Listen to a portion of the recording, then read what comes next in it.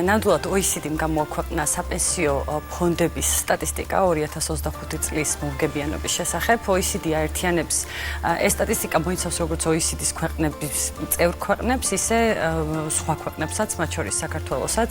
აქ შედიან წამყვანი განვითარებული ქვეყნები, როგორც ევროპიდან, ისე განვითარებული ქვეყნები ამერიკის, აზიის, აღმოსავლეთის.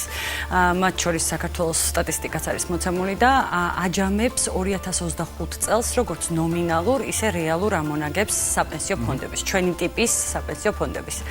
ამ მონაცემებზე დაყრდნობით, ჩვენ როგორც იცით, სამი პორტფელი გვაქვს, ეს არის დინამიკური, დაბალანსებული და კონსერვატიული, რომლებმაც 2025 წელს განსხვავებული მომგებიანობა აჩვენეს, როგორც რეალური, ისე ნომინალური და როდესაც შევადარეთ და OECD-მ გამოაქვეყნა ეს მონაცემები, მეოთხე ადგილზე არის ჩვენი დინამიკური პორტფელი რეალური ამონაგებით.